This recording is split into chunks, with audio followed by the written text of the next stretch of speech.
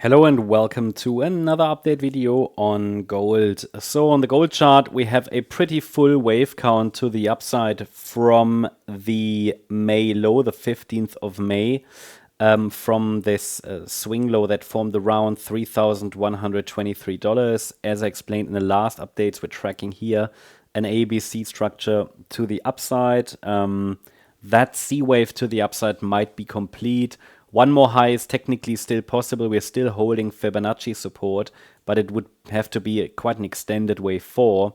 Okay, so for now, I think it looks more likely a top of sorts might have formed, but I need to see further evidence for it to confirm it. But I'm starting to track how the pathway into the support area for this B wave pullback we talked about, or the wave 2, could look like. Yeah, so the support area I'm tracking that might be relevant over the next 1 or 2 weeks is between $3,186 and $3,272. So this would be standard support here for an ABC pullback, in which the market, is now in the early stages of the A wave. Bear in mind, an A wave can be a 3-wave move or a 5-wave move, but I'm just showing you one possible pathway. I'm not intending to predict every wave. That doesn't work. I mean, I want to just show you a roadmap that we can use as a framework based on our model to track a pullback into that support area. What I want to communicate is that I'm tracking the next move down primarily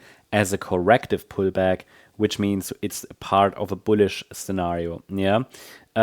So the main question is, has a top already formed? As I said, it does start to look like it, especially as long as this last swing high is holding. So that would be the key level. If we break above that level, then we might see rather one more extension. That's the key level. It is defined at $3,398. Yeah.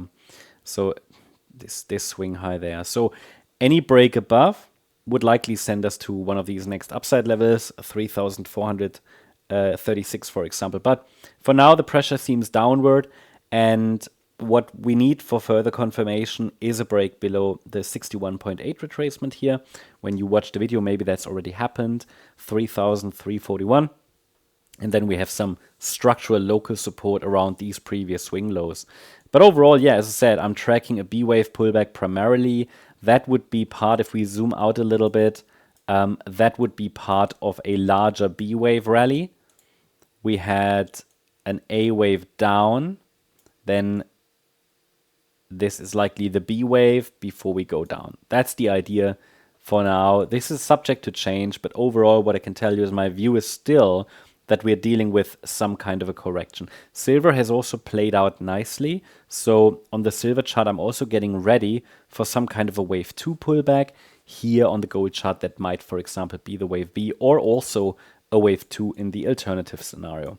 That means as long as this last swing high now stays intact, over the next week or so, we might see a little bit more of a correction. Even if we get one more high, it probably wouldn't change my view. That's the update on gold. I hope you liked the update. If you did, please hit the like button, leave a comment, and subscribe. And if you're interested in additional updates on gold, but also silver, the Nasdaq, S&P, and so on, check out our stocks membership. You'll find the link in the description. Thank you very much. Bye-bye.